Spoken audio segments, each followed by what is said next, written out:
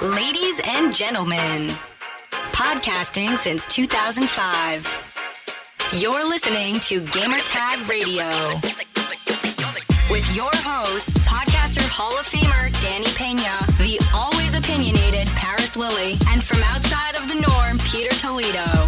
This is Gamertag Radio.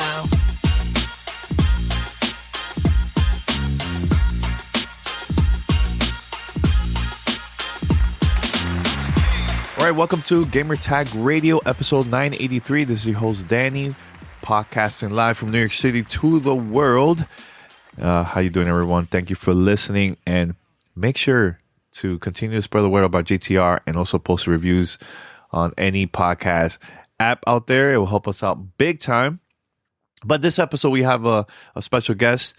His name is Harold Goldberg. If you don't know who Harold Goldberg is, he's a well-known journalist, also an author. He's also involved with a video game critic circle, and we definitely talked about this because I'm very excited that this event is happening in January in New York City, the New York Game Awards. We talked about all of that. You know, Harold been involved in the gaming industry for years, and it was a great conversation. You know, I went to his house, his apartment here in New York, and we were just talking for a while there, man. Just vibing on everything about the gaming industry. We talked a little bit on some of the news that's going on now too, like cloud gaming and all that. So, but our focus was all about his journey, his career, especially the New York Game Awards, because I'm attending that event in January. That's gonna be my first time attending, so I'm very excited. You know, this is their 9th year. Next year is the 10 years next year, so that's huge, really big for them. So first of all, I want to say, Harold, thank you so much for taking your time from your crazy busy schedule to sit down and talk to me for the podcast here at Gamertag Radio. And it was a very interesting conversation, so I'm going to play it right now here. So, but if you're listening right now and you would like to ask questions or feedback, and also we're planning to get submissions from everybody to let us know their favorite game of 2019, their favorite game of the year. Only one game, please. Only one. If you want to do that, want to be part of that special episode coming up next month, here's how. You can contact us. Send us your feedback or questions. Give us a call at 786-273-7GTR. Email us at fanmail@gamertagradio.com or leave a message on speakpipe.com/gamertagradio. All right, so let's go right now to the interview with Harold Goldberg, and we'll be right back after this. You're listening to Gamertag Radio.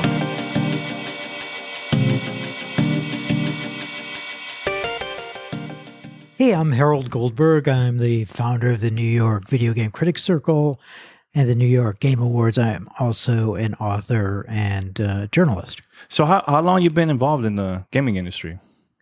A long time. I started out as a music critic, then a film critic. And when I was at a magazine called Entertainment Weekly, they started to create a section that was called, I think, Interactive. And so I started by reviewing CD-ROMs and then moved to games. And what was it that motivated you to get involved into games? Was there a particular reason, or? I thought games presented players and fans with everything I had been writing about. So music, film-like stuff, certainly in the CD-ROM era, that's what most of the cool games that I like, puzzle-oriented games, were just starting to have full motion video. I like the music soundtracks, especially when they started to be a little different with either hip-hop or rock and roll as opposed to orchestral, which I still liked. And I liked where it started to go with stories. I thought the stories were the weakest part in the beginning, but by around 2000, the stories got much better. Yeah, let's talk about your organization. How long has that been going on? So? This is our 9th year, and we began at a meeting at the Hotel Rivington's lobby on Rivington Street about 9 years ago.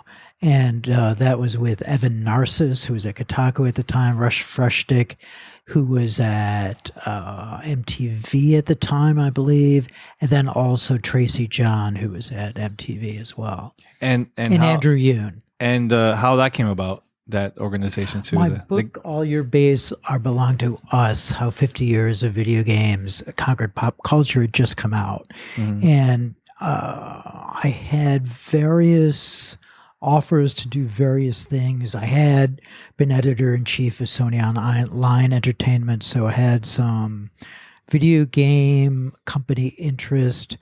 I felt that we really needed a group here in New York, and so did Evan, to advocate for ourselves at the time, because the main portions of the video game industry are still on the West Coast. So we just wanted to make sure that everyone knew we were here, and we needed to get games, and we needed interviews, things like that. Yeah, when I started, I used to always travel the West Coast all the time, either Seattle, LA, San Francisco, where it's like all the gaming media is there. But I've been noticing now throughout maybe 10 years or so, a lot of the companies now are coming over here now to meet with other journalists locally here in New York City. I know one of the events that I attended to a long time ago was the SegaNet launch party. Oh, wow. That was a very long time. That is back in the day. Back in the day. So I remember that. I remember also Xbox launched the original Xbox. They had a huge event at Times Square. Right. So there is events that happens in New York, so there are. And, even most recently, I think Blizzard came for Overwatch. And I can't remember before that Blizzard had ever come to New York. And maybe the case that they did, but I can't remember it.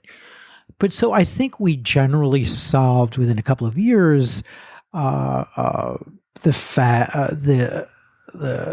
problem that we weren't getting enough service by the game companies. So at a few years later, we began to mentor up in the Bronx, and that really changed the essence of the circle. It's still advocating for ourselves, but now it's a bigger deal in the sense that we're advocating for others who are underserved. Where in the Bronx exactly? So we teach with a group called the DreamYard Project and at the DreamYard Prep School. So that's like, I don't know, 172nd in Grand Concourse, something like that. Okay. And so we've been doing that. Well, I started up there helping kids with college essays. Probably, I looked it up recently. It looked like 2012, but we've been working for 4 years up in the Bronx. And now we also have a satellite down here with the Henry Street settlement on the Lower East Side. So we're mentoring kids, and we teach them games, journalism, writing, team building, games narrative, and some level building. We our mission is to say you can do very artful things in the games world. You don't have to necessarily code to be in the games industry. Yeah, like I'm a podcaster and I've been involved, in the gaming industry. So there's different ways to be part in the industry too. It doesn't only have to be only in developing side. And definitely, and also there's always these kind of circuitous pathways to success that people in the game industry had. For instance, Simon Ramsey at Rockstar Games is now their VP of Communications, but he originally was a surfer and a writer in Australia, and then met up one day with some of the Rockstar people, and they ended up hiring him. So we always tell kids like, well, you don't have to get into games right away. I mean, anything you do after college could be something you use to lead to a job in games if you're still interested in it down the line. But that's what we also hire paid high school interns to work for us, and our goal is to take them through college and then help them get a job in games. What is the common questions the kids are asking about? Like, when is Grand Theft Auto? When is the next Grand Theft Auto coming out? That's true. That's one of the questions they always ask. Yeah. So they ask a lot of good questions when we have guests. I mean, they ask about bullying in social media.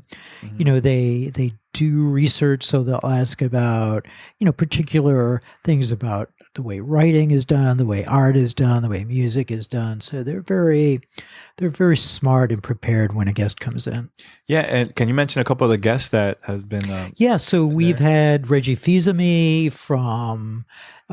He was just until April the president of Nintendo of America. He came up to the Bronx, and it's probably a mile or two from where he lived. Yeah, I was going to mention that. Back in the day, he came back to mentor. It took about 2 years to get him because he was so busy, but now he enjoyed it so much that he's now on our board for the New York Videogame Critic Circle. We're a nonprofit, so he joined the board about a month ago. That's really cool. Speaking about Reggie, I know there's going to be an award that you guys are going to present to him at your New York Games Awards. That's what it's called, And we're going to talk about the awards in a few minutes, but how that came about too. Well, Reggie, we felt it was Reggie's time, so we thought about.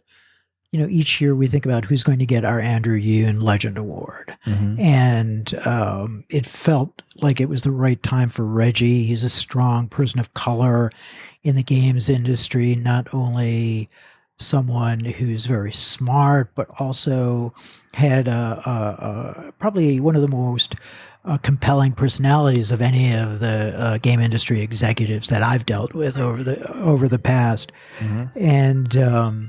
And basically, he was instrumental in so many launches at Nintendo and so many games that we felt it was really time for Reggie to be lauded. So we have some special things that we're going to do that night, and it should be a lot of fun. Yeah, I can't wait. I'm happy to see that because I think Reggie has been involved in gaming for a very long time, and especially my parents are from the Dominican Republic, so I have family that also Haitian. So he's also, his family came from Haiti too. So that's really cool to see that you guys are doing that for him. So no, Reggie is so cool. He's helped us out a lot. He is he's such business savvy that he'll just listen in on a meeting and say, oh well, I think XYZ should happen. I said, oh, that's something we haven't thought of. So we're ready for him, man. It's gonna be a good night. It's January 21st at SVA Theater on 23rd Street. So, and people could watch this online too, right? Yeah, they can watch it on Twitch, probably Mixer as well. Okay, awesome. So let's talk about the awards, man. How that came about and how long you guys been doing it too? Yeah, thanks. The awards actually started about 9 years ago. And we originally had a partnership with NYU, so they gave us a theater on, I believe it was St. Mark's Place for the first year. Logan Cunningham from Supergiant Games was our first host. I think we had a Ustream stream at the time. Oh my God, that was before. That was very old school. Yeah, and we had about 300 people. We were happy to get the 300 people watch. Yeah, and but it was great. I mean, it was something that needed to be done here in the area, and we still consider ourselves indie, but we got about almost 400,000 viewers last year on Twitch. So we're bigger now, but we still have an indie vibe going in. Most of the time that if fans come to the event, they can mingle with the people who are lauded that night, people from the game industry. And when was like the first big moment for you guys? The Game Awards starting 9 years ago. Was there any moments it was like, wow, I can't believe that just happened for us? That is a good question. Well,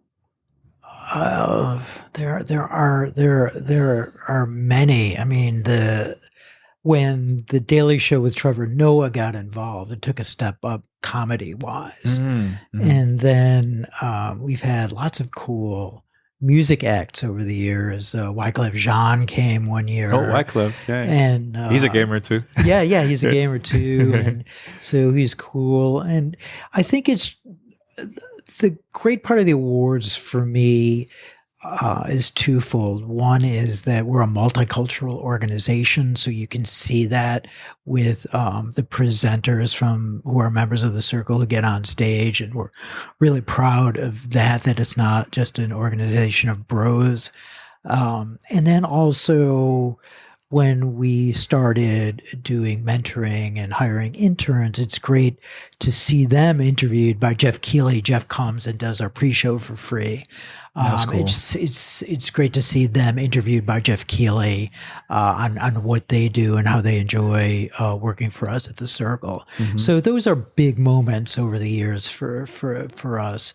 As far as people who win awards, it's great that people do come from around the world to see if they get their awards booty for the night, and it's always good to hang with them because you play a game that's so artful. You really kind of want to talk to a developer and see how it was made, and fans generally get to do that with anyone who's there.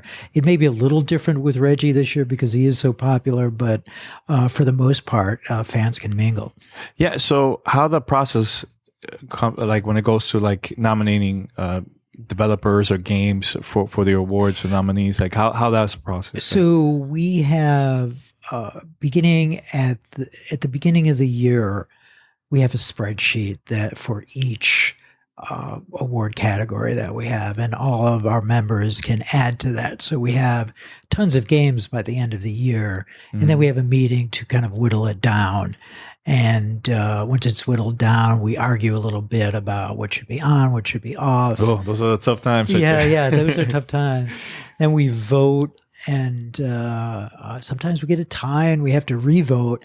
But it's always an exciting time. There's people do get excited and exercised about like who wins and who doesn't win. So I know you mentioned about journalists and stuff like that earlier. Now, when you nominate from different categories, is all only games and developers? Are there like content creators? Is there like journalists like that too that also get nominated? Yeah. So we have a journalism award. Originally, it was Nick Capizzoli's idea to have a journalism award, and that's become one of our most sought after awards. In the past few years, it's gotten more and more attention in the press, and we've had folks like Chris Sullentrop from Politico, who used to be the games writer at the New York Times. He came to present. I think we'll have a really interesting journalism-oriented presenter this year. I remember a couple of years ago, Ronan Farrow was in the audience. So it really, people do kind of get interested in that journalism award. We also have an esports award, esports rookie award. We do not have a content creator award yet, but I think that's coming. It should be part of our group. I think that it's going to be hard to put that in this year. There's so many too, man. There's so many too. We, I think, are going to do Game of the Decade this year. So that's is probably where the content creator would have gone. I'm not saying we've completely said no to content creators right now, but we're kind of packed with awards this year, and we want to keep it a fairly short show. You guys haven't announced the nominees yet, right? No, so the nominees get announced right after the new year. Okay. Yeah. So it's like January around there? Yeah, so, okay. right around like January 3rd. Oh, man, I can't wait to see that, man. It's just tough because this year, a lot of great games have been coming out this year, man. So I can't wait to see like... Yeah. How many categories do you have in total, though, for the awards? I think it's about 15 in total. We do like to keep it on the short side. Jeff does an amazing job with the game awards, but it's a long show, and I'm kind of older from the punk rock era, and like if you went to a punk rock show back in the day, it would be short and tight. Right. So the Ramones. A lot of hip hop shows too back in the day. Yeah. They'd be short and tight, and like sometimes it'd be 20 minutes, and like, what? They're gone already? But you remember the energy. Yeah. And hopefully that's what we have. It's a good amount of energy over those couple of hours that we do the show. So what is going to be different this year compared to the previous years of the awards? Well, it's getting bigger. And we generally stick to a format. I mean, that has been successful with us, but I think we'll have more comedians from the Daily Show than we've ever had. We may have some special musical guests too. I think the musical guests might be, of a higher ilk this year than in the past. They may be, a little more popular than in the past. We're thinking about, live music to begin the awards, but we're not positive that'll happen yet. So we're trying to figure out exactly what that will be. So those are a couple of things. And then just having Reggie there is a big deal for us. So I think we'll do a special video for him. There'll be a lot of Nintendo folks there. Oh yeah, that's gonna be a lot of people. Yeah. So that'll be interesting. And just have it, Reggie has a gravitas, and I think people will be listening for what his speech is going to be like and what he's going to say, not only about his time at Nintendo, but what he wants to do in the future to give back. And I wonder, he's definitely going to be talking about maybe growing up in New York City too. Hopefully he talks a little bit about that in his speech. That would be cool. Yeah. I mean, I can't really say what he said to the kids because they was private in the Bronx, but he has some stories to tell about the Bronx if he wants to tell them. That's very cool, man. So what is it makes you so excited about, besides Reggie and the big acts? Like, what is it that makes you so excited about this year's awards? I like to see everyone come together from the circle because while we do have meetings and events during the course of the year, not everyone makes it to every event. But this is one event that all of the circle comes and hangs out and pitches in. We all do the work ourselves. So we're not farming out video. We do the video ourselves. We do the streaming ourselves. We do the writing, except for some of the game, for some of the Daily Show stuff. We do a lot of the writing ourselves as well. So, and then we work hand in hand with the Daily Show to make sure that they're on top of the news of the moment. Of the year to make sure that the humor is spot on. And they do it for free as well. So that's exciting to me. It's exciting to see fans there enjoying it. And it's exciting to see game developers from around the world to come and hang out. Yeah, I'm very excited because it's going to be my first time attending the event. Oh, great. So, yeah. Like I've seen it on Twitch from previous years. So yeah, I'm excited. Very excited. Yeah, I think you'll have a good time. And SVA Theater is a good venue for us. We've had many venues over the years. And it's where a lot of Tribeca Film Festival screenings and panels have been held. So they really know what their clients want. So we're kind of it's a Vulcan mind meld as far as like working with them. It's like, oh, do you want to have this happen? I was like, yeah, we want that to happen. So it's good. Why have it early in the year, the awards, and not at a different time? Like, why do you think it makes sense to have it around that time? Well, I think it's a good time because there are still games coming out in December, right? That we need to think about and put in the awards. I mean, it really stops around the 17th or 18th of December, and so if we have it earlier than that, it's depriving some people of being considered. Now that let's talk a little bit about the industry. Game streaming. What do you think about that, man? Do you think that's going to be a big thing for the industry or what? Oh, streaming like Google Stadia. Project X Cloud. Yeah. And I think Sony is going to be involved in that. Yeah, PlayStation Now. Yeah.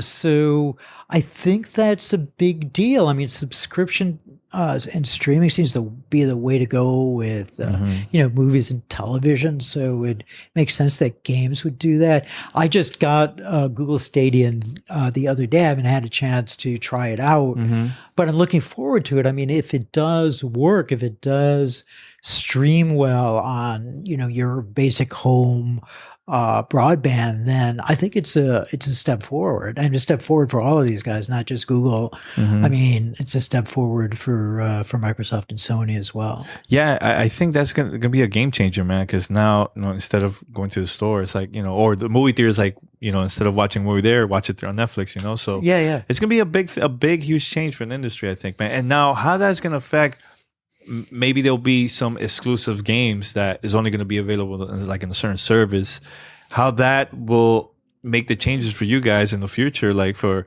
nominating a game like that. Let's say it's only on the service, So. Well, right. And it's also interesting in the sense that we get primarily codes now. We don't get physical copies of games anymore. I miss that. I miss holding. I mean, you can see all the games around here in the house. Yeah, you have a lot. So I do miss like holding it in my hand.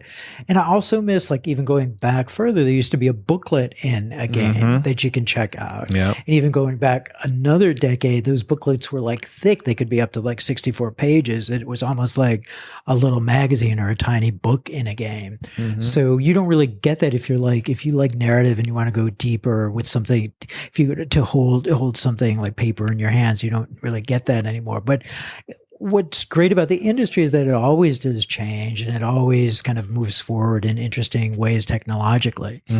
Yeah, I do miss those days. I miss like going to the stores at midnight, Best Buy or GameStop, just being there with other gamers that I meet right there, just waiting for the game to come out midnight. Now I just wait for the game to launch online and I just pre-order it through there and I just start playing, man. Like it's a quieter endeavor now. Yeah, but I think this is why I'm also excited about the awards, is because nothing beats meeting people face to face than just staying at home and having that experience online. And it's not the same, man. That's true. I mean, and even when we mentor, we find that, we have these programs in various areas of the city, and it's usually bringing together kind of a diverse group of high school students who really haven't hung together to talk about games, except maybe in the halls at school or something like that. And so it's exciting to have people come together and just have a good conversation. What do you want people to remember the New York Game Awards, years from now? What would they say that you want people to remember from? Okay, I think that's an important awards for the industry too. So. Oh, thanks. Yeah, I mean, what flashed into my mind is that I'd like them to remember them right now and buy tickets so we sell out. But I think we will. Yeah. I think the New York Game Awards is a Trojan horse for our nonprofit work. So what I'd like it to be remembered for is bringing various communities together. So and focusing on underserved communities. So while it's great to give awards to the best games of the years, we want to make sure that the game developers know that we want them to come to New York and mentor our underserved youth. We're still in a time in the game industry where it's primarily white. So we want to change that in some way so it's more multicultural and more women are involved. And so that we talk about that a lot at the awards. And that's what we'd like to be remembered for, I think, if we are remembered. Yeah. So once again, mention the date and time and where more information if people want to know more. So New York Game Awards, January 21st, 2020. It's the 9th Annual Game Awards, and you can get tickets at Eventbrite, and you can watch it on Twitch, probably Mixer as well. And pre-show is at 7:30. The main show is at 8. It's going to be a good one, folks. You should definitely get tickets and come see what Reggie has to say as well. Yeah, and next year is your 10th anniversary. Are you guys planning to do anything special or what? I know it's a little early, but it's not like I haven't thought about it already. Yeah. It will be, this year is special with Reggie and all the great games of this year. But yeah, we have to do something special. Maybe it's bringing some of the critics that haven't been with us for a while just to come back for the 10th. But yeah, and maybe some special musical acts. And maybe higher profile comedians, but we'll definitely have something special, maybe a reel of all of our 10 years as well that the audience can see. Yeah, definitely. Well, I just want to say it was an honor to have you on the podcast, and it was a great conversation, man. I love it. Yeah, Danny, thanks so much, man. I look forward to hearing it, and good luck with future podcasts as well. Yeah, thanks a lot, man. You're welcome. All right. This is Gamertag Radio. Voicemail at 786-2737-GTR. All right, everybody, thank you for listening to Gamertag Radio episode 983. We're getting close to 1,000, man. Getting very, very close. So Paris is going to be joining me next week, so stay tuned. But anyways, thank you so much, everybody, for listening. And Harold, thank you for joining. And we're going to be out. Until next time, peace.